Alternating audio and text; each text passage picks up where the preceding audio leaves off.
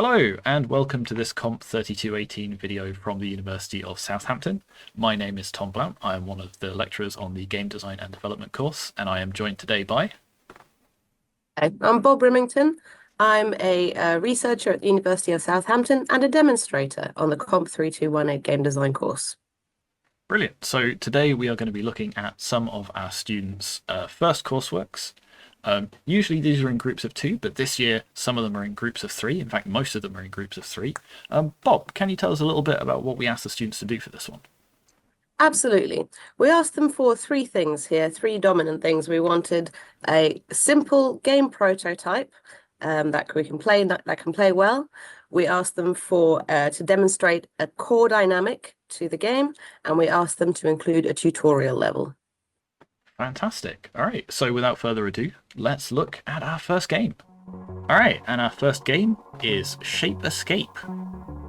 Already a big fan of the fact that it's got a little soundtrack going, that there's shapes in the background. It feels like we've got like a little coherent aesthetic happening here. Yeah, it's nicely put together. Let's hit the big green play button. Okay, again, some lovely music. We've got shape, we've got some terrain, and we've got some instructions written on the side that are slightly difficult to read, but we've got A and D to move, we've got space to jump. Okay, and we've got some coins. Okay, and we've got a shape that looks a bit like us being chased by an angry shape that looks a little bit like us. And we can bounce off walls. And we've got angry shape that looks like us. Yeah, I know you said the writing on the walls is a bit difficult to read, but I do appreciate how, because of how it's written on the walls, it actually feels quite integrated with the environment. Yeah. And it's right alongside where you expect things to happen, except for that angry shape. You get the picture of the angry shape quite a while before the angry shape appears. Which is good, probably. You don't want to be surprised by the angry shape. That's true. So, as we're collecting coins, that counter is going down. I guess we've got to collect all the coins, or most of the coins, to unlock this thing. And I don't know if you've noticed, but I've just noticed that the thing that is following us exactly. So if we...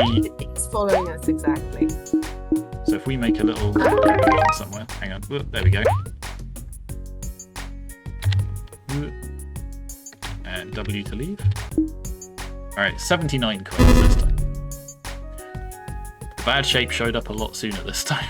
I was not expecting it. Alright. So I did play this in the lab a little bit. I don't think I got past this level, so we'll see how far we get. I don't think I got past this level as well. Did you just... Oh, of course, you had the invincibility thing on you. Yeah, and again, that's a nice bit of level design sort of showcasing how that works. It traps you in an inescapable bit, so you have to collect that to get past. So that's a really nice bit of tutorial through level design. That is nice. I failed to understand that was what was happening when I played it. Wait. Oh. I'm going to go this way first, see what happens. Got some slippery ice. Uh-oh. So, I also enjoy that the ice is slippy and it speeds you up. That's actually that's some nice visual design. What I like about this is the dynamics are simple. Core dynamics and the mechanics are fairly simple, but it is a tricky game to play. And I often say this to our game design students that puzzles and play is harder for your audience than it is for you. To which these designers said, "Oh, if you're a real gamer, it's not too difficult." Oh no! Which I took umbrage at. We're gonna have our gamer cred question. I know. Gosh.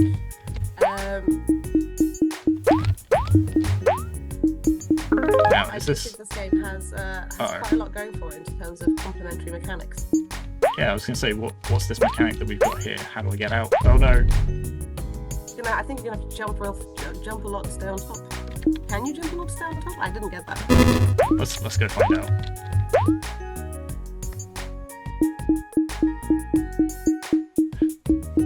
So I'm enjoying the fact that they've got music. I like the feedback, like the audio feedback that every time you get a coin, that's nice.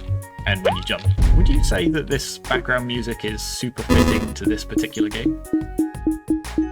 It feels a bit too relaxed. It's kind of a minor complaint. Though I do get what you mean, because actually it feels kind of stressful the way that you're being chased by the red cube. And the music has a slightly more chill vibe about it, more like a Super Mario platformer feeling, where the chord dynamic might be more spatial reasoning than this, where the chord dynamic is. Can you guess? I think I would struggle with this platforming without being chased. No. This time for sure. This is going to be one of those Let's Play videos where I end up not saying anything because I'm too focused on the platforming. That's fair. I can do the gentle talking through the mark scheme, because as I say, I remember playing this and it is both compelling and difficult. So I'll fully understand if you're there trying to hit a completionist element and get all the platforms. So let's talk about the marking criteria. So of course the first thing we're working on, jumping is keeping you on top of the quicksand, very good. Let's talk about quality of presentation. So I think that in general there is, as I said, quite a nice consistent aesthetic. There is definitely some visual design happening in terms of the ice being blue and slippy. That tells you what's going to happen. You've got your yellow. The guy turning flashing when he's invincible. Yep. That's again some more visual design. Ditto the quicksand and communicating elements like that is quite effective. There's also the fact that you can see how many coins you've collected up there in the top right, and just generally a lot of it hangs together quite nicely. You've mentioned the soundtrack perhaps not being exactly what you would expect for this, but that there are sounds for when you jump and sounds for when you collect and sounds for when you die. And all of that comes together to form a good amount of graphical audio information design. So I would be quite happy putting that in general into the professional category, except for those tutorial bits that were sort of scribbled on the walls. Yeah, the information design was... I find it, because they were workable, they were absolutely workable, but I would struggle to put that into the more like professional category. How do you feel about it? I think for a scrappy prototype they're okay. You're right, they might need a little bit of refining, if nothing else just for like it's brown on brown and it's a little bit difficult to parse in places, but I've just got to not die and we might see level 3. How do I get back up? Well, you're gonna make it this time. So if you died there okay, then I would be happy to put it into the professional sort of area, or even, well, we're going to see platform version 3 here, so I think this is now quite interesting because we're in an underground level, we've got different music, and it's dark. So we've got some actual variation here in general mood and vibe as we go between the things. Between the levels, which that was some clever manoeuvring around your shadow there, Tom. Very nice. I think it was a nice bit of level design again as well. Like a couple of dead ends like that to sort of trap you, and then a few sort of ways of. Well, we'll talk about level design in a second, but yeah, in terms of this, so would that put it at the excellent level or the good level? Do you think? I think that would put it into the excellent category for me, because they've done quite a lot with like a limited set of things, and it's really telling a visual story and an audio story to me. How do you feel about that? Yeah, is there anything? So what would they need to do, you reckon, to have it up in the praiseworthy category? I think it's not far off. I think that it would be those little things about the This slightly scrappy tutorial, I think a little bit more care and attention into that would really do it. Also possibly a little bit more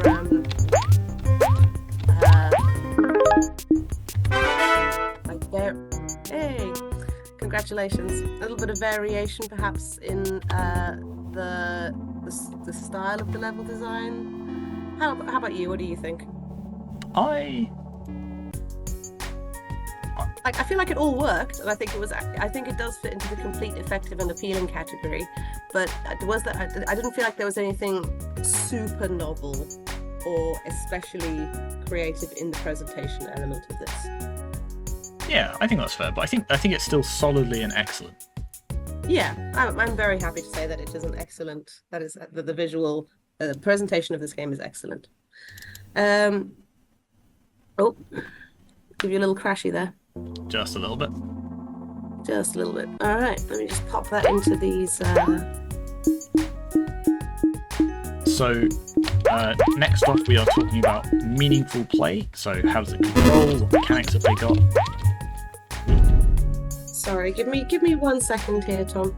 No problem. I have apparently opened the mark spreadsheet in read-only mode. So what I'm going to do is I'm going to get a high-tech pencil. Right. Yeah. Or I'm just going to download it so I can send it to you later.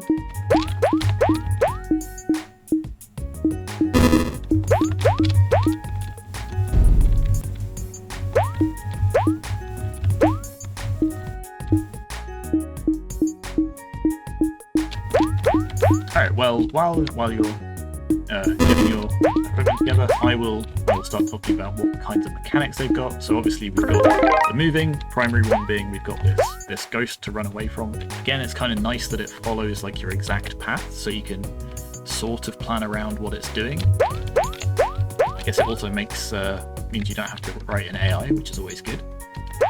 We've got coins to collect. We only need to get some of the coins to finish the level, which is which actually takes me back to the thing that I was going to say about information design earlier, which is the reason that I'm not quite sure it hits the prize worthy, which is we can see the total number of coins in the top right, and if we go over here, we can see the number of coins that we still need. But if I'm over here, I don't know how many coins I still need. I think there is like a little audio bit of feedback once you've got the correct amount, but it'd be nice to sort of see that sort of as we're playing, so that I know, okay, I can stop smashing my head against this wall. Yeah, but that's fair. Again, the fact that they've got a minimum level and a maximum level is quite good, and I think we'll talk about that in a bit more depth later as well. We've got different types of floors, so we've got the ice, we've got the quicksand, we've got the wall jumping as well. Yeah, in a lot of ways it all works together really nicely.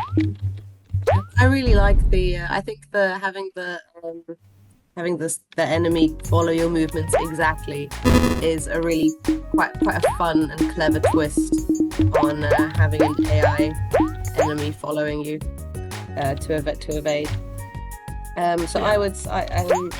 So in terms of meaningful play, you've got that one small bug where it occasionally crashes, but that's not really a bug in play. That's presumably like a bug in build or something like that. Yeah, that's something we can comfortably overlook, I think. Yeah, we don't need to worry about that. So I think we can probably put this strongly in the fun category. I'm having pretty good fun. Yeah, the controls work quite well. I'm occasionally stumped about how far a jump is going to take me, particularly with the wall jumping. But I think that's a me thing rather than a. So I actually found this as well. When I was playing it, I found it was good fun, but that I was struggling to judge the jump mechanics in terms of distance traveled when you're like jumping and moving sideways, which is a standard thing in game design, that motion, running jumps, etc., have slightly different movement or motion than static jumps, but I was finding it surprisingly tricky to gauge, and that made it feel slightly clunkier than necessary.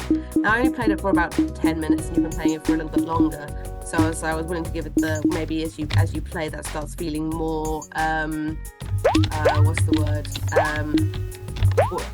like automatic. Yeah. And how are you finding that? To an extent, it definitely does. Oh, okay. Oh, actually, I take it back a little bit. We do have an indication of when we completed it, because the coin changes colour. But still, it'd be nice to know how many I need to get. Oh no, I've done it again straight away. Cool. So what would a good honour marking scheme be for play? So that would be engaging. There are multiple mechanics, smooth controls, and reasonable complexity, possibly still with very minor bugs. Whereas excellent would be in the fun category, so it's complementary mechanics, intuitive controls, and higher complexity with no bugs. That's the word I was looking for, intuitive. Does it feel, because that was where I was struggling, so I was struggling to have it feel intuitive. How about you? I think it hits that excellent quite well. Like, nice. at the end of the day, like moving and jumping, they've not done anything particularly new or exciting as far as platforms go, but as a result, the controls are very intuitive to use. Fair enough. And there are a few different sort of mechanical interplay, which is quite nice. I'm happy to put it in excellent there as well. Okie doke, which takes us on to the brief section. The first of which, on which category it is, because I'm too busy playing this. Let me just pop this in here.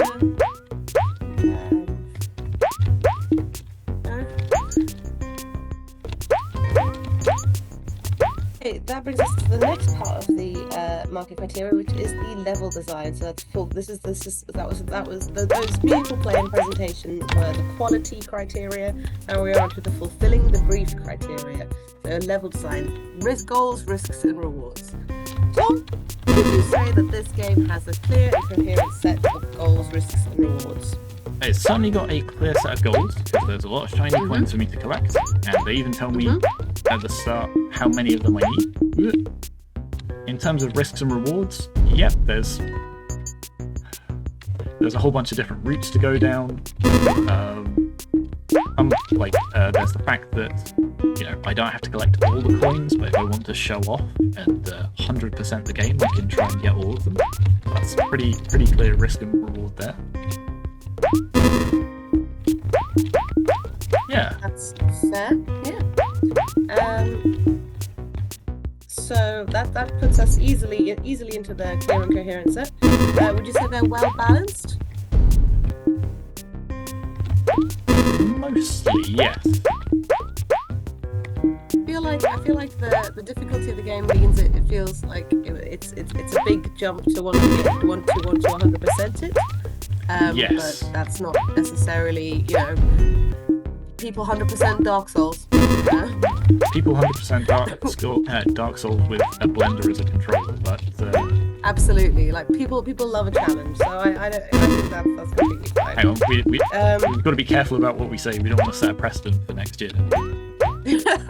Please don't make Dark Souls, kids. So I think we can say that it's a clear, coherent, and even well-balanced set of goals and rewards, which would put it into the excellent category again. Now, to put it into the prize-worthy category, we would need a clear, coherent, and well-balanced alternative sets of goals, risks, and rewards. And I don't think it's quite there. I think the path is clear, the path is fairly well balanced, but are there, many different ways to 100% this? No, there is one way to 100% this. And that is absolutely fine. That is still excellent. Yeah. Okie doke. So next is the tutorial. Tutorial time. Okay, so what we're looking for when we ask for tutorials is that we want the second worst tutorial you can give is a sheet is a sheet at the start of the game which covers the gameplay and just tells you the things you can do, and then that's it. That's the second worst after no tutorial at all. Okay, well they haven't given us just a sheet of paper, they've given us some Yeah, they've drip fed So the most important ones. They've kind of done it somewhat diegetically. They've had them, written on the walls and things like that, which integrates it into the Exactly. game world a bit, which is kind of nice. Yeah, what we're looking for is the gradual explanation of gameplay and controls, and we want to see what degree that is aligned with play. So here's the thing. I think like the fundamental controls of, move, jump off walls, there's a thing chasing you, they're all written into the game like very explicitly. But then a lot of the other mechanics, like, the fact that you need to collect coins, the fact that quicksand is slow and you sink in it, the fact that ice is slippy and you move faster, they are all very much done just through play. So in level 2, when you've got the ice section, there's a chunk of ice before you get to it that you have to tread on before you get to that section. So you immediately go, oh, it's slippy. Even better than that, it's not just aligned with play, it's aligned with level. It's communicated to some extent through level design. Exactly. Get the coins is there through level design. You want them because they're shiny. Quicksand you have to get through, and you learn that it's sticky and pulls you down by landing on it. Ditto, as you said, with the ice. The invincibility so thing as well that we mentioned. Like they Sorry? trap you in a dead end. So the invincibility power-up that we mentioned already traps you in a dead end, but then there's this invincibility thing at the end of it, which lets you escape from that. Do you ever get invincibility again, by the way? There's one in this level somewhere. I don't know if we're going to see it. But you're right. So that would be nice if, like, that's a really nice way of tutorializing it, and then it's a shame that they don't make greater use of it elsewhere. That could just be a case of it's here somewhere and I'm not properly. So there at the top left, there's one. But I don't know. Is that to help us get the one right at the bottom? I think. Maybe. Like this bit. Oh, so you can get those ones, yeah. So we have to use that knowledge that they've taught us in level 2 and apply it to this. So I think they've done a pretty good job with. Yeah, I think they really have. I think so that communication through level design is what puts it up into the excellent category. Could we even call it prize-worthy because the gradual explanation of gameplay controls is fully aligned with play and communicated through level design? You know what? I don't know if it's entirely there. I think there are some bits they could improve it, but I think you're right. I think it's partway between an excellent and a prizeworthy on that. I think I would agree with you there. I think there is some really nice communication through level design. But they could have gone a little harder on that. But yeah, halfway between seems fair to me. Okie doke, which takes us to. That brings us to the tutorial. Whoops, that was Nope, tutorial. we skipped pacing, didn't we? We did. We skipped pacing. That was absolutely my bad. It was my job to be looking at the marking criteria. Let's look at pacing now, shall we? Let's. So, so pacing. let's do our job. If we must. So pacing is we're looking for patterns of tension over time. Do you feel that the tension in this game rises over time? I would say it rapidly rises. It does leap up from the tutorial to the second level quite a bit. And partly that's because small game prototype, you've got to compress all your interesting stuff, so it is going to ramp up pretty quick.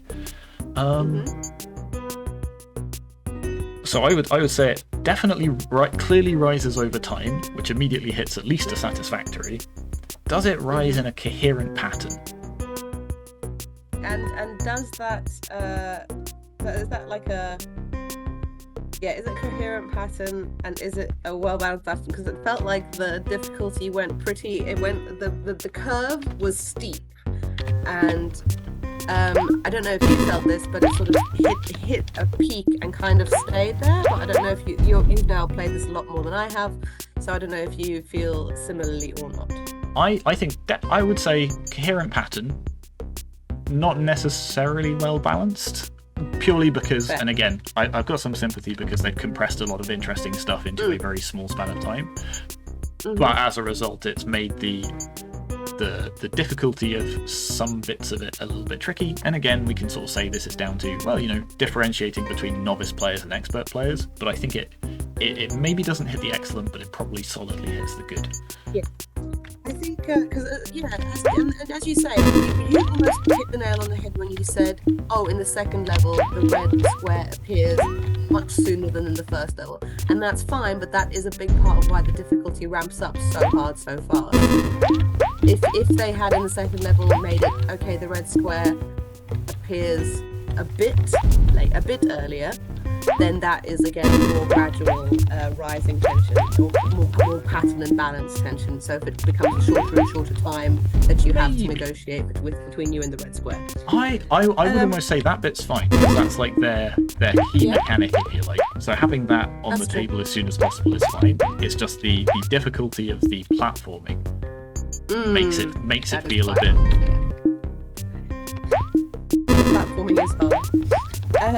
Okay, so I think we can still solidly say that is a good tension rising over time. So the pacing is good. Okie doke, which takes us to core dynamic. Core dynamic. What would you say is the core dynamic of this game? And what have they said is the core dynamic of this game? Well, see, I've cheated because I've already looked at The game notes that they handed alongside it, yeah. Exactly, I've already looked at the game notes. What do you think the core dynamic is here? I mean, I would have to say it's chase and evade, right? Yeah, absolutely. Maybe you could argue spatial reasoning, but I think it's pretty clearly chase and evade. And they agree. They agree with you. Core escape and evasion is our core dynamic. This is due to the constant need to keep moving whilst the ghost follows you. Absolutely, the ghost is an ever-present threat. It's chasing you down. I think they've actually realised it really well. I think we do see chase and evade games, often with zombies and stuff. And this was a really nice platforming twist on it. Okie dokes. So, definitely supported by the main mechanics. In fact, I just called it their key mechanic. So, pretty much already hits good, because a clear core dynamic supported by the primary mechanics. Supported by an integrated set of mechanics. Now, I think this is where the platforming part of it is interesting. Because often things like these kind of obstacle platformers make it more spatial reasoning, and you could argue that spatial reasoning is here to support. But I think that as a mechanic does contribute to the evade thing, because you're making all these rapid decisions while trying to get out of the way of things. See, that's really interesting, because I was almost going to say something different. Oh, what were you going to say? So I was going to say a lot of the focus of the mechanics is on this platforming of like, like being able to navigate the space. I'm less focused as I'm playing this on, and it's probably evident by how badly I'm doing in a lot of places, on the path that the chaser is going to take and knowing how to avoid that. I'm always being pushed on to get the coins rather than thinking about, how can I trick them or loop them over or something like that. There are a couple of points in the level design that do really emphasize that, like sneaking under them in the quicksand, or again that dead end with the invincibility pill. But I'm not convinced it hits all the way to excellent. I think it's supported by most of their mechanics, but I'm trying to think how I would bring that across more, and it might be something along the lines of, if your square led like a little trail behind it, so you could see the path, and then you could try and not cross over that same path at the same time, or something like that, to really emphasize that it is chase and evade over anything else. I think that's fair. Because I think, as you say, there is a fair bit of you're thinking about how to navigate the space more than how to outsmart your pursuer. So I think we can safely, solidly put that in the good category. I think halfway between the two is, because, like I say, there are definitely bits of level design that still emphasize good and excellent. Yeah, absolutely, very reasonable. I'm happy with that. And now last let's have a but look not at the least, feedback. yeah. So, what feedback did they receive about this game in our lab sessions where we give them feedback? In our lab session. So hopefully, they've said this feedback was given by Tom Blount. Oh. Who I assume is you, and so you'll recognise what feedback they've received, and we can reflect on how they've integrated that. So we demonstrated the first iteration of our first level, which teaches movement basics and requirement to collect coins in order to unlock the door. So then they explained the vision for your game, a combination of a 2D platform and Pac-Man, and introduced the ghost. So Tom pointed out that our core dynamic was actually evasion rather than collection, since there's nothing special about each coin individually, but that the fun and nuance comes from interacting and avoiding the ghost. And Tom suggested introducing the ghost earlier in the game. So from that, they decided to introduce the ghost in the first level, and to spawn in after the player has reached the point where they have used every movement ability, which I think was a good call there. Very wise feedback indeed. Sorry? Very wise feedback. Very wise feedback. I think that certainly from what they've said so far, well integrated. Their interpretation of it after the movement. Absolutely. Yeah. We also designed the level to be unlikely for a new player to reach the exit without intentionally avoiding the ghost. That was a good call. Yeah. So you've got the player to actively think about the ghost as the pursuer, thus demonstrating that it kills you. Very good. Tom also commented that every element in our game should feed into the core dynamic, specifically the need to avoid the ghost. So this is where they kind of agree with me, saying that I do think some of the level design contributes to the core dynamic, which is that they realise that as opposed to environmental hazards that kill the player, they should make hazards which trap the player or make it easier for the ghost to catch up. So the dynamics will feed into the core dynamic. They also made ability orbs, which affect the ghost interactions to feed into the core dynamic. Teaches players that collectibles are helpful, and the ghost is the only entity to aim to avoid. Their overall main feedback and takeaway from feedback was keep things simple, not introduce too many mechanics with the limited time they have. Very wise. We realised the importance of level design, how all parts of the level need to focus on the interaction between the player and the ghost rather than simply what the character can do. That kind of thinking is I like to see it. That's good. And in fact, I would say, been addressed. Yeah, just nodding back to our chat about core dynamic, where I was saying, like, the bits where you get stuck in quicksand and then the ghost chases you, that works really well. Hey, it was their interpretation of the feedback that led to that being a really good feature. So rather than having spikes that insta-kill you, put the focus on it's the ghost is the thing that is going to get you. So that bit of the feedback, the evasion is the aim. So I think they've addressed some feedback, and the changes have been successful.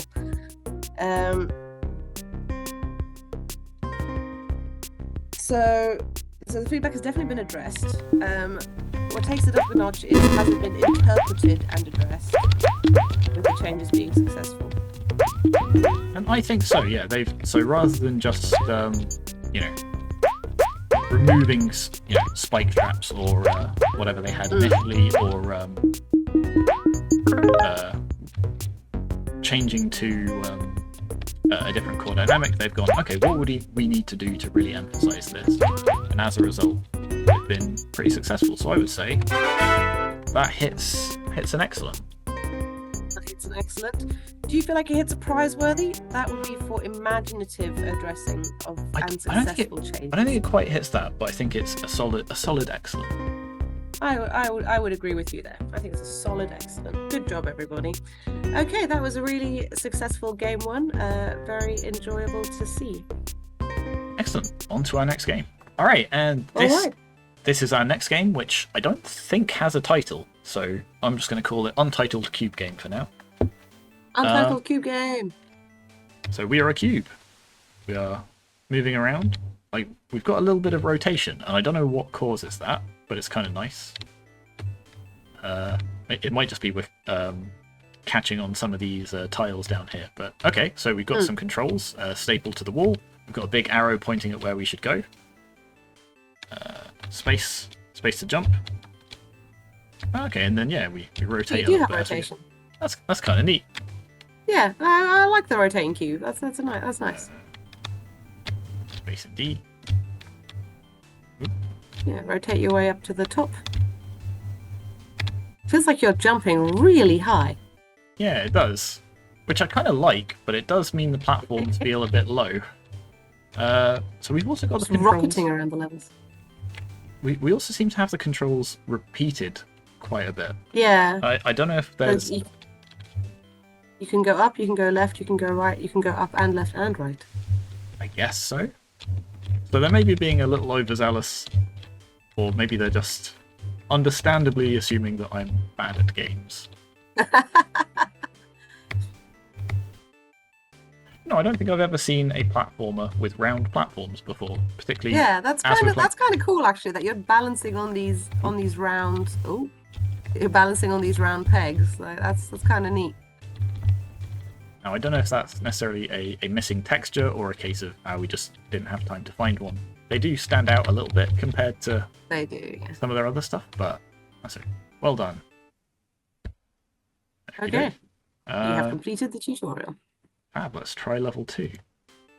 Okie doke. So we're taking some inspiration from Mario in that we've got this rising...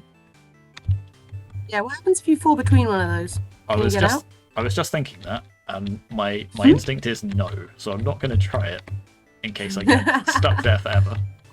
That's fair. Okay, maybe on a replay. Yeah. Can I hit this and no, nothing comes out? But it is. So why would I need to go up there? Why? I'm just going to run along the bottom. Oh no, there's a wall. Yeah. Okay, I can't just run along. I've been outwitted. Okay. It's funny how you keep just jumping, hitting the ceiling, basically. Yeah. What do you think about this blind jump? That blind jump. Yeah, the fact that I have to jump from this screen to the other screen without being able to see where I'm going. Oh, yeah, don't love that. It's I mean, it's low risk because it's not like there's a lava pit beneath you, but it does feel a little like mechanically clunky, I would say. Okay, do you need to do a running jump to get up there? Maybe. How well am I going to have to time this, do you think? Because I don't seem to be able to get up there. Oh, there we go. There you go. Okay, that seemed almost like it had to be pixel perfect. Uh-oh. Yeah. Oh no, have you soft locked? I might have. Okie doke. I seem to be stuck off one side of the screen, so let's rectify that. Okay, that's alright, we'll try again. So while you're loading up, I'll let you... Oh, can you not return to a previous level? Well, no. not from the start. Once I get through the tutorial, oh, yeah, fair enough. Ah, of course, yes. I really like that your cube can rotate. I sort of wish that were more of the game. Like the fact that we've both gone, ooh, that's kind of neat. It feels like there should be. I don't know how you'd incorporate it, but the fact that, like you said, you've got the round platforms with the square cube, the square cube, the square, like as a character. Square. It's yeah. Oh, now I've got to get past this. You got to get over this guy again. Whee! So, presentation. Oh, I did it again. Oh no. All right, presentation. Let's keep that in mind as we're. There we go. So visually, it is pretty. Little bit inconsistent with some of the assets and stuff they've used. Like not in a terrible way, but there's definitely there's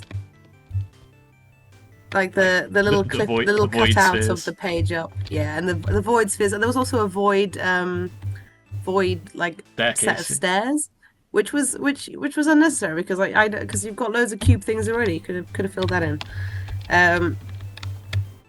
But in general, like the colors work together, and the little pixel arty style with the 8-bit style music. Oh boy. Okay, I feel like these are spikes. No, they're just going to make us rotate a bunch. Whee! So they don't really impede us, but they do make us roll, and we did say rolling was They do fun. make you roll. You did say rolling was fun. Although the So rolling does... they definitely didn't feel very integrated with the style. So Yeah. Is it workable? Yeah. Let's have a look at what we've got. It's definitely workable. Effective, but some inconsistencies. That sounds pretty much on the nose. Yeah.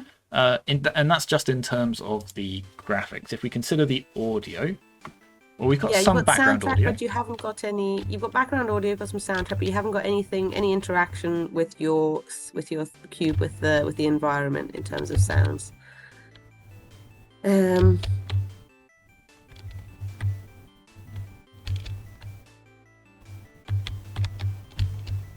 Okay.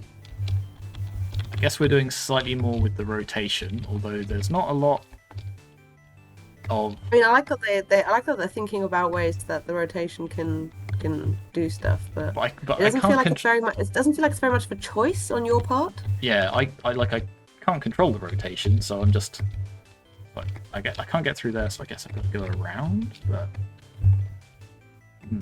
okay, so we'll talk about that a little bit when it comes to meaningful play. Gameplay. But So yeah, should we say satisfactory for the old? Yeah. Or, Do you maybe between the two, or do you think it's a solidly like satisfactory? Between two what? Because Maybe. we could say it's perhaps a little flawed, and that it's simplistic, or that there are inconsistent No. elements, which we put it in pass, or we could say is it good in fact? Taking a look at the marks, I think satisfactory hits Yeah. Most of the art's fine. It is most of it's integrated nicely. There's a couple of inconsistencies. There's background music, which is nice. Be nice if there was maybe more variation, or again more like feedback from sound effects, like jumping, or even like imagine like you got a little clang every time your cube. Actually, no, that would probably get incessantly annoying. But a little bit more audio feedback in some places would be good. Sure. So yeah, solid satisfactory, I think. Solidly satisfactory. Okay. How about meaningful play? It is Meaningful definitely play. playable. Sure is. I'm not having a bad time. I'm getting ahead of myself and just going to mention the level design a little bit. I guess the pacing. Like some of these bits feel an odd level of challenging for where they're put in the game. Wait, do I have to? Is this it? I can't go this way. Now I'm just confused and lost.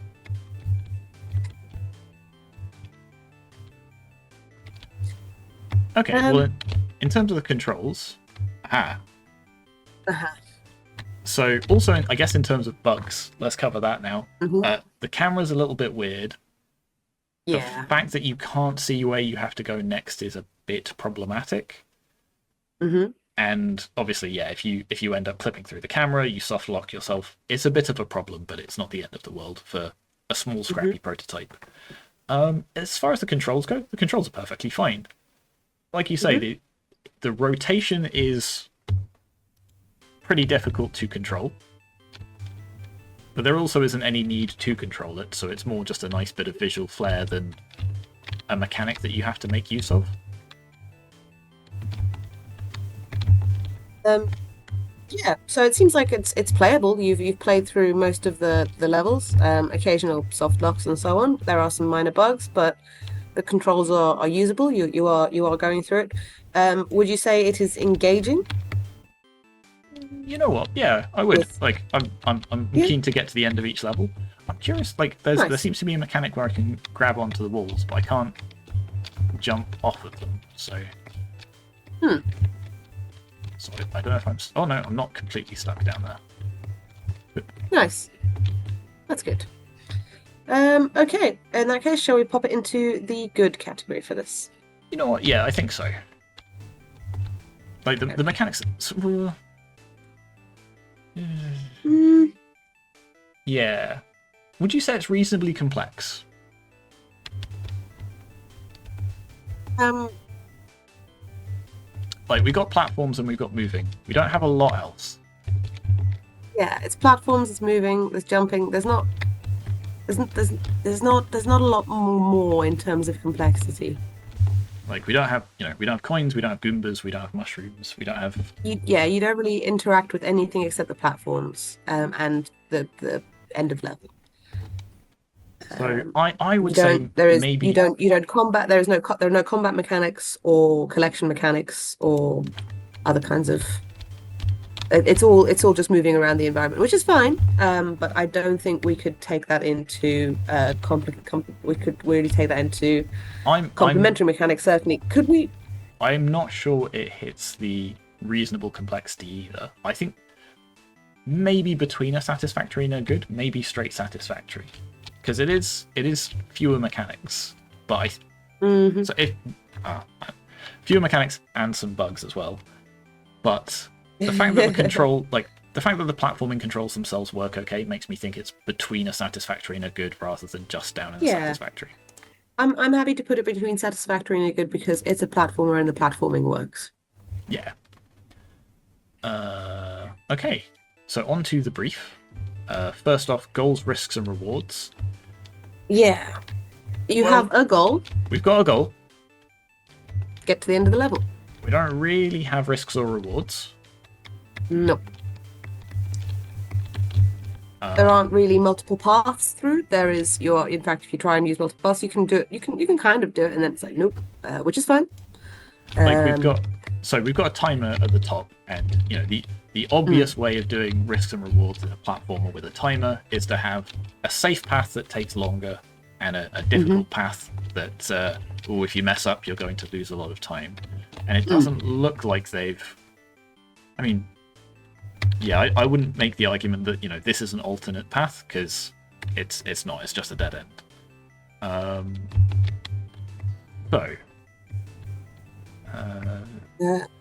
That almost kind of makes me think that probably hits the poor category, unfortunately, because there's a very limited set of goals, risks, and rewards.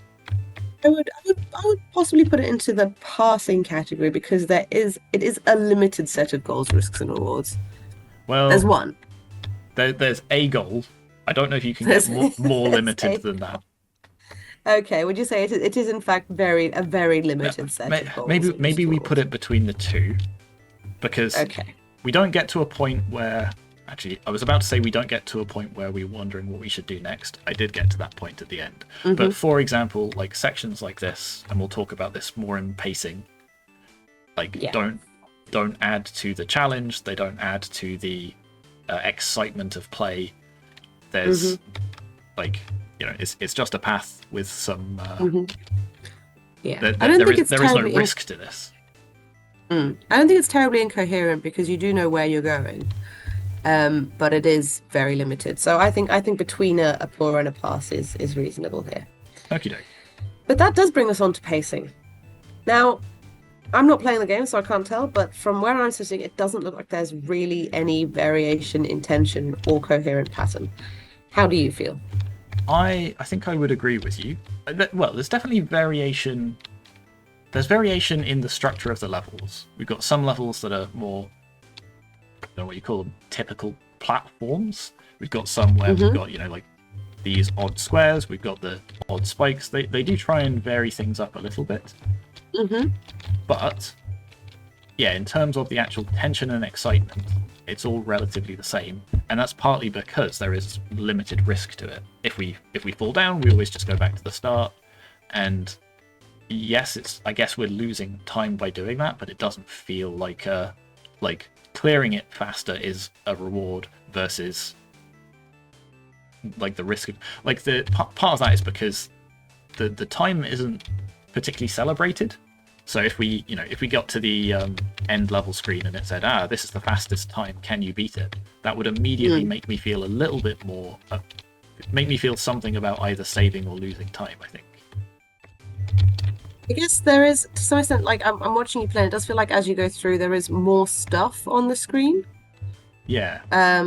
Oh, that bit where there's you can't get through this way because there's an invisible black wall. That's a bit rough. But in general, so perhaps you could make an argument for some tension rising over time, but it would be a tough thing to put right there because there isn't really any risk or threat. So I think we could possibly again go for between a pour and a pass. Yeah, and I think even that might be us taking a generous interpretation of it, but I think between a pour and a pass sort of works for this. There's not really a coherent pattern. It's not like it's kind of exactly what you said. The last level has more stuff in it, but it doesn't make the level more challenging or more exciting or raise the tension. So I guess on the other hand, could we go as far as to say that the pacing is flat? I don't think I'd go all the way in saying it is completely flat. Ironically, the first level, the tutorial, actually has quite good pacing. I think I'm getting hung up a little bit on the last levels not really reaching their full potential. But as far as the tutorial goes, we've got a small obstacle, we've got a large obstacle, we've got a set of platforms that we can fall down, but then we can try again. We've got a slightly more complicated one. In the second level, in fact, we've got these as well. I'm glad that these don't make a comeback elsewhere, because these are somewhat more challenging to navigate. But you know what? I think you never see those again, and they were quite good. Second level, you've got the sort of classic Mario 1-1, rising platforms as well. And it's the pacing for the first part of the game actually works quite well. Hey, I made it onto the screen. So okay, so I think we were right between putting it between a pour and a pass. Yeah, now I'm almost wondering if I've argued myself into a pass. I think it is let down a little bit by the latter half of the game, though. So I think between the two is probably fair. Okay, so tutorializing. I mean, you definitely get the tutorial. Possibly excess tutorial because it's there. But that is you truly by the end of the tutorial you have experienced most of what's gonna happen in the game, and it does happen through play. Yes, but we've hit the issue of, again, like the lack of complexity means there is a lack of things to tutorialize. There are you can jump, and there are platforms, and some of the platforms are a different shape, but there's no real need to teach the player anything. Yeah, I think we can say it's aligned with play, but I don't think we could go as far as to say it's like communicated through extensive use of level design, simply because the number of mechanics is quite limited. Yeah. So all of those, all that sort of praise I heaped on the level 1 for the pacing also applies to like the tutorial element as well. Like I say, it gives you a small block to jump over, it gives you a slightly different obstacle, and then it sort of keeps building on that. The problem is it isn't able to make full use of that, give the player more things to learn about, more things to sort of more mechanics to use to navigate through the space that they've provided. So could we put that into the good category, with a gradual explanation of gameplay and controls fully aligned with play? Again, I don't know if it has the complexity for that. I would say it's getting close to it. I would maybe put it between a satisfactory and a good, but it is a very simple tutorial, and also weirdly repetitive in times. Like, it keeps saying these keys to move, this thing to jump, after they already know that the player can do those things, because if they couldn't do those things, they wouldn't have gotten to that point in the game. That is a very good point. Yes. Actually, with that in mind, I think it maybe hits closer to satisfactory. Yeah, you've now that you've reminded me of that repetition, I agree with you. Yeah. Okie dokie, core dynamic. What do you think is the core dynamic here, Tom? If I had to guess, I do. I would say spatial reasoning, because we've got a space and we're trying to reason our way through it. What have they said? I would absolutely agree with you. However, they have Oh, said the hang core on. dynamic of our game. They've said race to the end. I can see it. They have said the core dynamic of our game is puzzle solving or race game. Okay. Those aren't really. Puzzle's not a core dynamic, and race game Puzzle is is not a core dynamic. stretching it a bit. Yeah. Race to the end, I can see, because. Sure. Ooh, now, okay. So I don't think they've utilized their mechanics well enough to really emphasize that as a dynamic. But that then, and again, I don't think it changes what we've already said about there being a lack of risk and reward. But it does make their level design make a lot more sense in that context. Because it's not about making the platforms, it's about making the platforms as quick as possible. Yes. So, so I feel like it's kind of a failure in communicating that the goal is speed, but it does make more sense. So they agree with you. They've said where the player tries to reach the finish line in time, so a race to the end. However, there are obstacles that try to slow you down and dead end routes. Playing this game will make the player feel the urge to beat their high score time, which creates excitement and competitiveness. Where is the high score? The high score is not recorded though, and I think that's exactly the big that is what I was going to say. It's like that. I would accept that argument if it gave you a high score at the end. If it gave you a you have beat the best time kind of thing, then yeah, I'd be with you. But it's not recorded, so there's no. The core dynamic does not feel like it's really supported there. Yeah, I would unfortunately have to agree. I think they've made a good attempt. I would even say that it is, with that in mind, it's supported by the primary mechanics. But again, there's a lack of mechanics and it's not really reflected in the level design either. But with their explanation of that, and the fact that they've got a ticking clock, and the fact that they've got some of the other trappings of it, they've got like a checkered, well, technically the checkered flag's at the start, but I'll overlook that.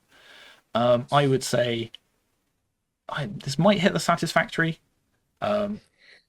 So for me, I would agree with you, except that one of the wording of satisfactory is that it needs to be a clear core dynamic. And we both thought that it was spatial reasoning.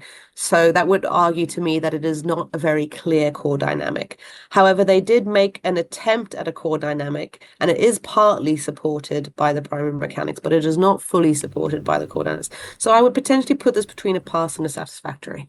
You know what? Yeah, I think you're right. The fact that both of us looked at it and went, well, it's spatial reasoning. And yeah, they needed to really emphasize those trappings of it being a race. Yeah, like they put multiple times how to use the mechanics in the tutorial, but did not put race against the clock or see if you can beat your time or anything like that. So and there's a couple, like the simplest way to achieve that would be to have, like I say, have a high score at the end. A medium way of doing it would be having those multiple different routes where you could, take a riskier approach or the slower approach, and a really good way of emphasizing that would be to have, like ghost races or like your previous time that you're racing against or something like that to really push you onwards. Rather than it being like this one, for example, that felt more like, oh, I'm trying to navigate and find the exit rather than getting through it quickly. But okay, yeah, I think you're right that it hits between the pass and a satisfactory there. And the last thing on our list is feedback. So the feedback they received during the first lab, sorry, that's the question. What was the feedback you received in the first lab of the sprint? How did you respond to it? So the feedback that they got is that the game is just one way and linear. So they responded by adding dead ends and adding more routes that the player could take. I don't know. So adding it. There are a couple of places where you can go under or over the blocks. I suppose not many. And okay, yeah, I don't think adding dead ends stops the game being linear. Yeah, it's still linear. Like there, for example, there's one route to go. You could have gone over that platform. Yeah. But then if you continue down it, then there's a dead end. So I don't think that's necessarily I can see their intention behind super it. successful. Yeah, I don't think it's been necessarily super successful. Did they mention any other bits of feedback or any other changes they've made? Another feedback we got is adding risk and reward. So they responded by adding a timer. So when the player finishes early, they would feel accomplishment and they added a well done text when they reach the finish line. If they finish late, they would want to try again. Okay. And also we added routes where it waste their time. That's the same as the dead end thing. So I mean, yes, that was partly successful. Adding a timer when you've got a race to the end game is certainly a good shout. Yes, we would have been considerably harsher to them about their core dynamic if they hadn't had that timer. But I don't think it's necessarily addressed the thing that they thought it was addressing. Yes. So the feedback has been addressed. There has been some limited success in that, like, it's definitely improved their core dynamic marks because they put that timer in. I don't know if the dead ends and stuff did help there. So I would say that somewhere between limited success and somewhat success, I would say, probably there. Again, putting it between a pass and a satisfactory in my book. I think it hits a pass. They've taken the feedback on board and they have tried to make some changes to improve the game. And there has been some improvement, but either those changes don't go quite far enough, like we mentioned with the different routes, or even like the reward. Like, I like their note that they say they needed a reward, so they said "well done" at the end of the game. It's a very nice idea, but it doesn't quite have the like some sort of mechanical reward for doing well. Yeah. Although, I kind of get it. Like some games, a lot of games with like a narrative, with a strong narrative bent, a lot of what you get is in fact well done for doing a lot of stuff. But so I mean, I've pretty consistently gotten a well done, so maybe I'm just very good at this. But if they had something like, for example, like a get through the level in a minute, it says well done. If you take 2 minutes, then it says ooh, try again, like silver medal, try again harder. Then again, it's really emphasizing that core dynamic. I absolutely, yeah. I think that's fair. Okay, so we put that into the pass category. Okay, that brings us to the end of our game 2. Thank you very much. That was fun to watch Tom play through. Excellent. Let's move on to the next one. All right, and our final game for this batch, which I believe is called Two Man. So we're having to run this one in the editor because unfortunately they didn't submit a working build. But we've got it working in the editor. We're going to give it a shot. So, main menu screen, got some vaguely like thematic elements, kind of nice. Let's hit the play button and see what happens. Yeah, I like the little parchment thing there. Okay, here's your health, bottom. Stamina, second from bottom. Streak, second from top. Potion duration, top bars. Okie doke. I don't love that. My immediate instinct is it would be nice just to get those one at a time with an arrow at each individual one, rather than making me think about it. But okay. So we've got an interface. So what are the hearts? I could just like go next to it.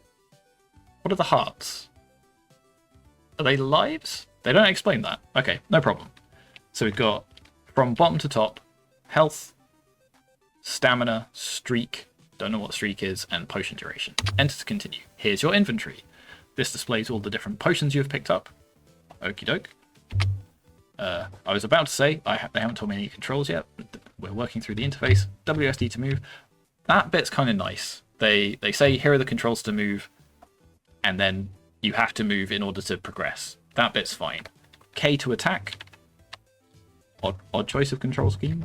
It'd be nice if there was like, a training dummy or something to actually attack, but again, we're taking it one step at a time. L to guard. Guard reduces the damage. Follow the upward path. That I can do, but what if I try and break that tutorial and follow the left path? Nothing happens. Good. Let's continue following the upward path. This is... Oh, I didn't finish reading that. Did you catch what it said? No, I did not. Something about an enemy spawner. Also, having the tutorial things for the sort of UI on the left go from bottom to top is blows my mind. Right, I guess health is the most important, so That's true. it's good that they cover that first. I still don't know what streak is or does. I do like that. I do like your sword slash. I also can't slash anymore. I think that's because I emptied my stamina bar. That would make sense. So they've told me what stamina is, but they haven't told me like the context of it. I just have to sort of figure that out, which to an extent is fine. But I think if I empty my stamina bar fully, I have to wait for it to recharge fully before I can use it again, which is rough. Not a bad mechanic, but okay. And Yeah, I've generated some streak. Yeah, got some potion there. And we've got a potion. You just picked up a potion. Press 1 to use it. Shift 1 to eject it.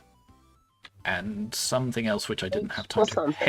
H for something. Let's try pressing H. Oh, okay. If I hold down H, we've got a list of all of our potions. So we've got health, speed, focus, blindness, which obstructs your vision.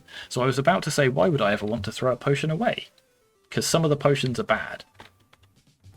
Which doesn't feel great getting them as a reward. But it adds a bit of nuance to the, you can't just constantly spam potions. You have to be, good players will be able to memorize the colors of all the different potions and know which ones are good and bad at a glance. But it does feel a little bit like, not quite busy work, but... I think we're going to get to it when we talk about mechanics and interplay of mechanics and stuff, but I don't... Alright, so I've got a stamp. Sometimes having more stuff isn't always better. Oh, we've got some more enemies. But I've got a stamina potion, so I can burn through this and then drink my stamina potion, and I can stab. And this time I've got a health potion, which I need, so I'll do that. This one left an empty bottle. Can I do anything with the empty bottle? Alright, I'll just keep stabbing. You know that he used a potion. My streak's gone up. Oh, does it get replaced when I pick up a new potion? Your streak bar is full. The next attack will be an instant kill. Well, I've just killed all the enemies, but okay. So the path is unlocked now. In the desert zone, you're faster, but your stamina is capped to... Don't worry about it. Missed that again. Alright, 2 enemy spawners. Ooh.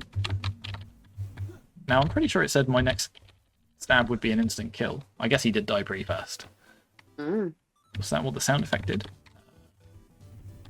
I've got a stamina potion. I've got a health potion. Oh, no, that's just, I guess, an enemy spawning. So that's... Or is it them shooting an arrow? That's spawning, you're right.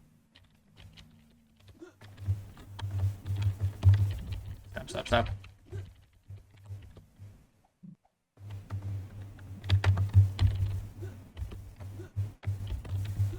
Oh, we've lost the jaunty background music. Oh, enjoying the bot. Okay. All right. Let's talk marking. Okay. Oh god, there's a lot of them now. All right. So we're starting with presentation. So information design, audio, visuals. In terms of the, okay, let's start with the visuals. What do you reckon? I think the visuals are very nice. Yeah, they're pretty well put together. Yeah, that all makes sense. The little flashy guys.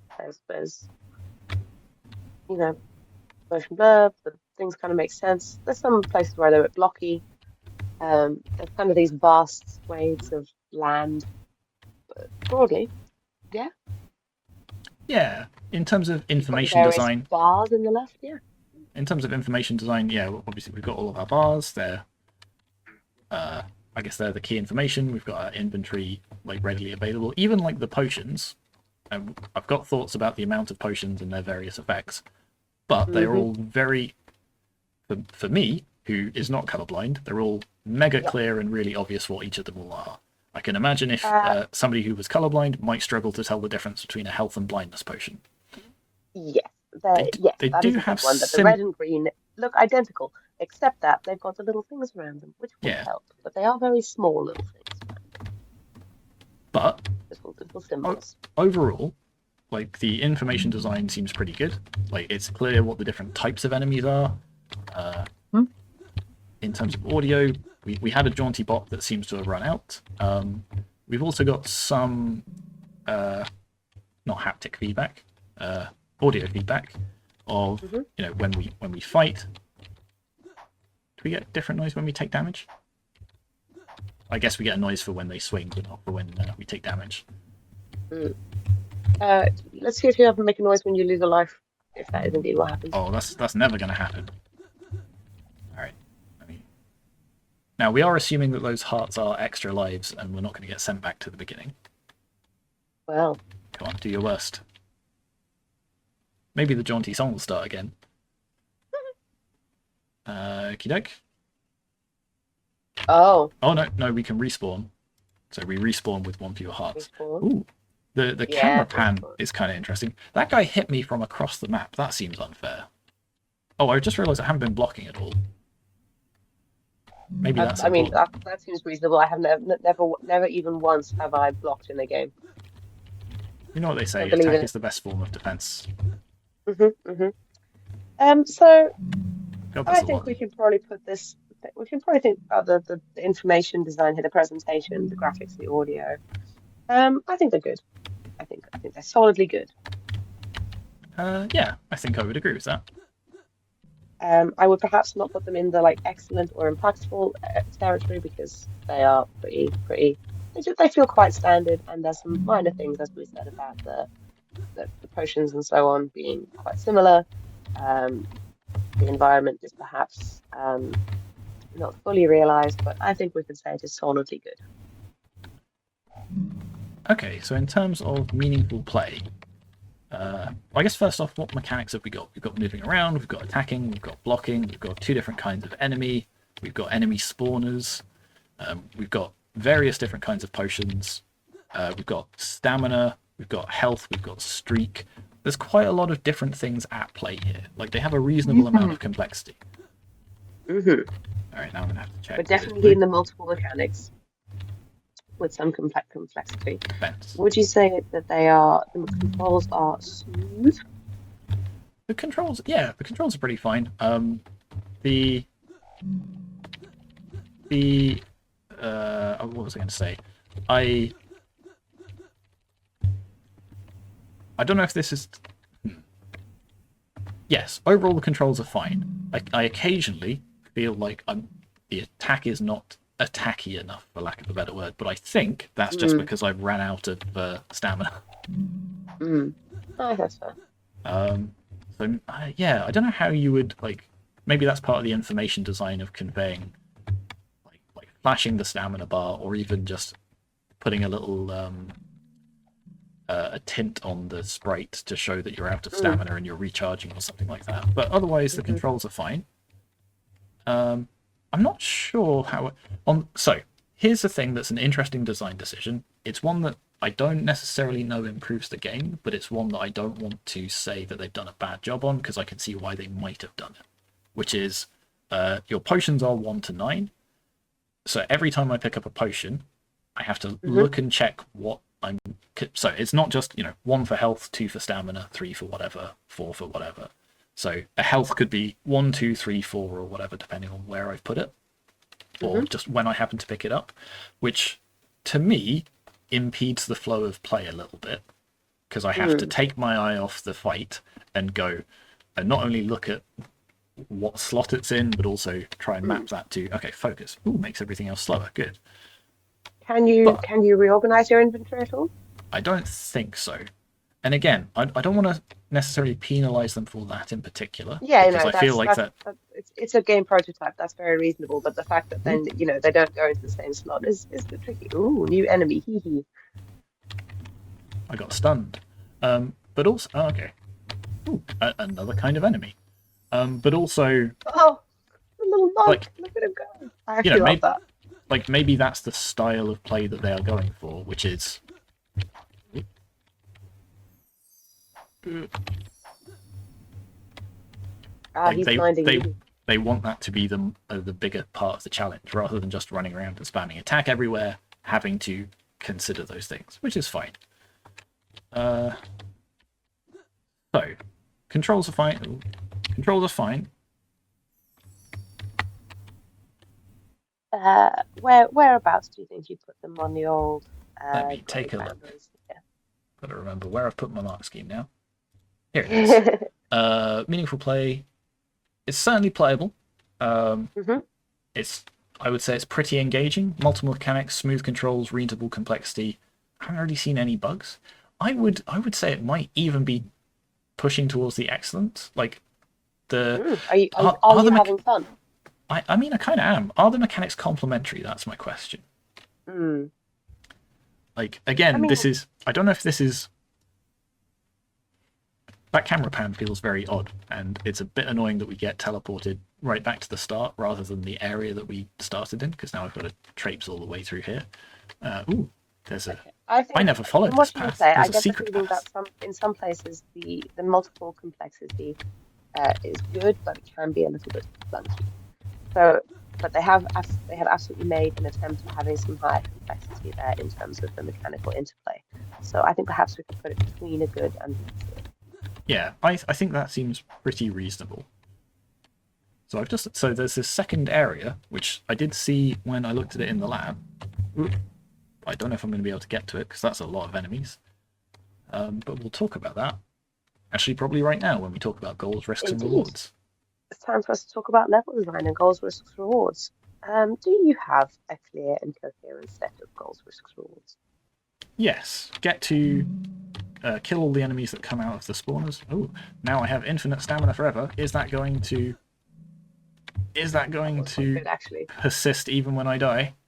Boy, oh boy, talk Ooh. about a mechanical reward. I'm thrilled with that, because now I can just spam attack and not worry about any of my potions. I can't believe you didn't go and get those potions. There were potions? Yeah, when all those enemies spawned. Oh my! Hey, All those enemies spawned around you. They dropped. my infinite stamina persists. I know what I'm doing when I have to die and restart now. Very good. Okay, so in terms of... These guys kind of suck, because I can't really do anything about them.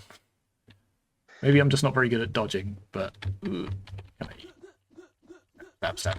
Maybe it would be kind of nice to know what their health was as well, now that I think about it, in terms of information design. Yes. Like, it is very obvious when I'm hitting them. I like his little run animation. Okay. But seems fair that we didn't put it in. he's damaging me a lot, and I'm stuck in place. There we go. Health potion. Yeah, What's this other one? Stamina potion. Don't need you anymore. I have infinite stamina. Would you say the goals, risks, and rewards are coherent? So, the goal is very clear. Go to spawner, kill all of the enemies at the spawner. Cool. Nice little loop.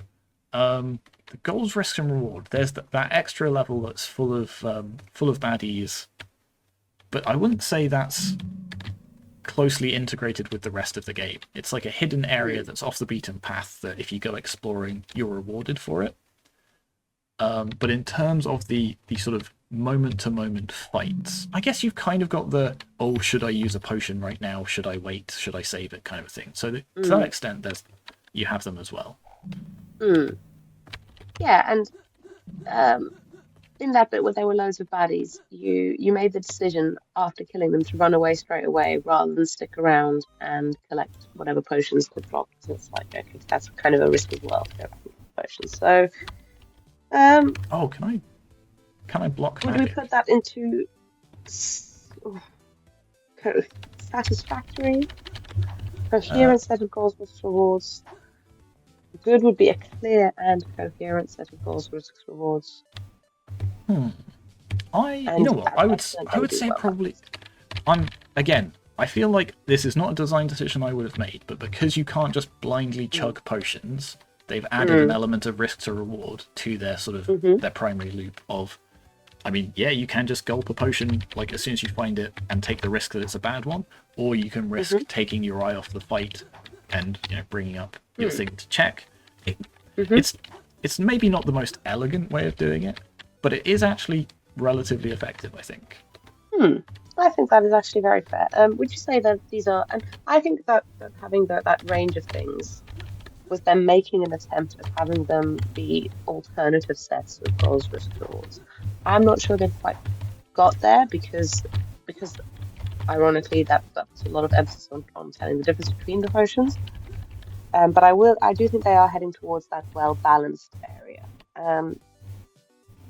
So would we say it's excellent, or between good and excellent, perhaps? I would say maybe between the two. I don't think it quite gets all the way there, but yeah. Otherwise, I think I agree with you. Let's grab that infinite stamina. Okay. On to pacing. How do we feel about tension in this game? So in terms of the level design, sort of overall, the actual areas are kind of flat and boring in that they're all just big open spaces.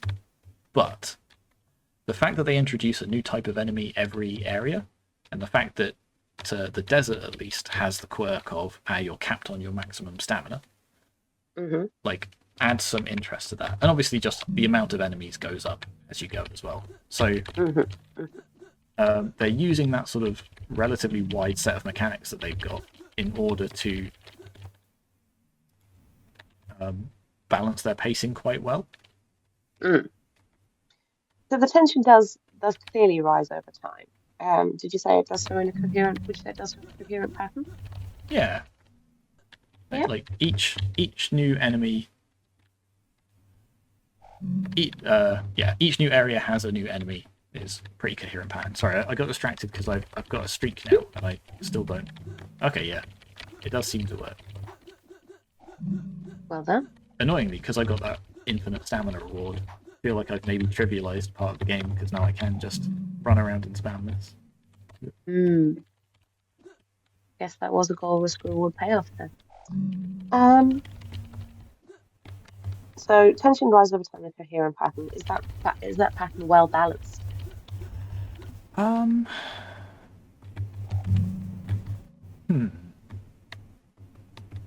Kind of. There's some interesting like balancing things. Like I don't know how they determine what potions are spawned.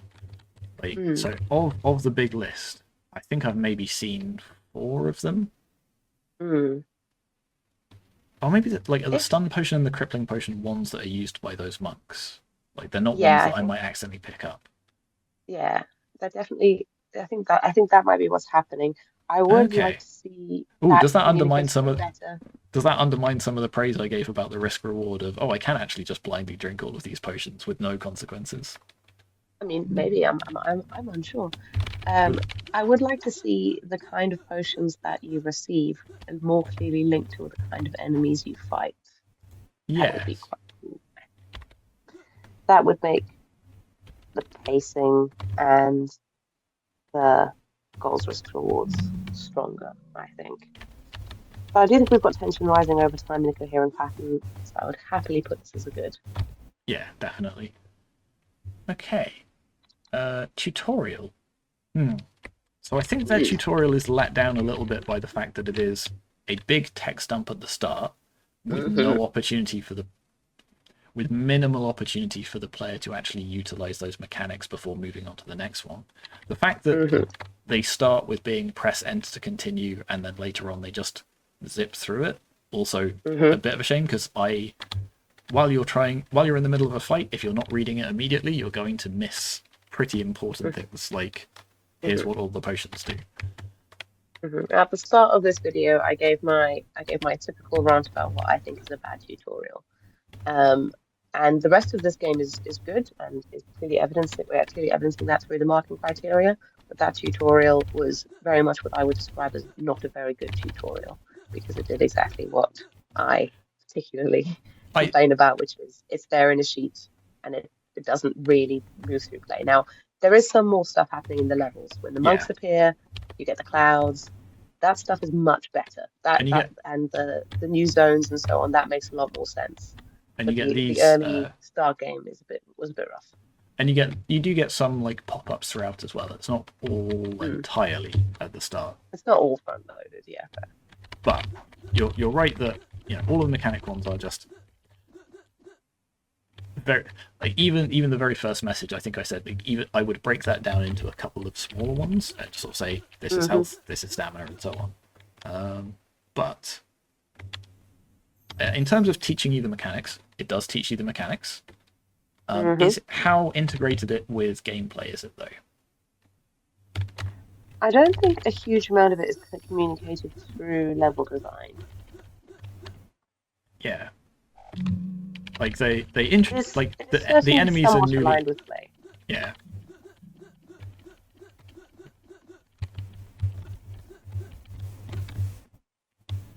I guess the other question is how gradually are these things explained? Because we've already said a lot of them are just kind of immediate at the start. So okay, let's pick a random point to start with and see where we go from. Satisfactory would be a gradual explanation of gameplay and controls, somewhat aligned with play.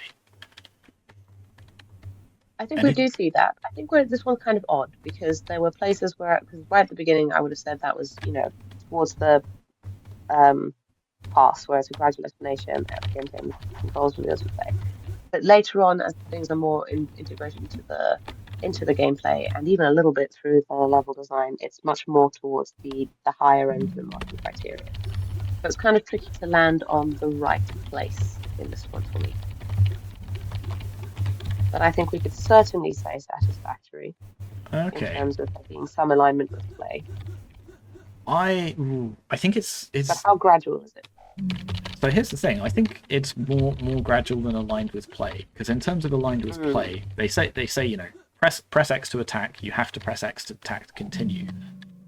But like I say, like putting a training dummy or something there, so you actually have a thing to attack and play with and attempt that. Would give... there's a gradual explanation of gameplay and controls revealed as you play, and that might be closer because we've got these little chunks that reveal what's happening as and after you play. Yeah, I think satisfactory is fine, but I don't think we can say that it's fully aligned with play because a lot of it is. Okay, yeah, somewhat seems fair. Yeah, sort of done outside of the bounds of play. Satisfactory. No. Now let's have a look at this core dynamic. Tom, what do you think the core dynamic is in this game? So, I've got a good idea in my head of what I think it should be. I would say the core dynamic of this is destruction. They agree with you, which is grand. So in our game, you can only progress and win by destroying enemies. So I remember chatting to them in the lab, and initially when they were sort of doing ideation, they were considering making a collection-based game, and I was worried that they were going to consider the collecting potions to be the main focus of the game. But no, they've made the right call. Like they say, you can only progress by destroying stuff. Destroying stuff is the fun bit, and the potions you collect aid you in destroying stuff.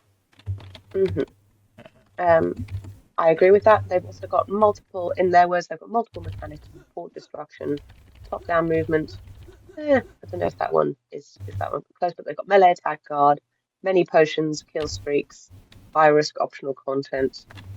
If you beat it, you win infinite stamina. And I think that's all fair. The game gets harder as you progress, with more enemy types. And indeed, they are the negative potions of the monks. So you've got crippling, blinding, stunning. More enemies spawn. You get more limited. You've only got limited respawns, and unless you get the thing, you've got limited stamina. So I think all those mechanics do contribute to the core dynamic. Okay. So we've definitely got at least a clear core dynamic that is supported by primary mechanics. Yep. Would you say it's supported by an integrated set of mechanics? I would say it's close to it. Like you've got attack, block, and potions that help you destroy stuff for longer. Like all of the mechanics that they introduce, like new types of enemies to destroy, all of those things kind of work together. I'm trying to think of an example I could give of how they could make it fully integrated without saying, well, they should have an even more fleshed out combat system, a la light attack, heavy attack, spin attack, all of those kinds of things.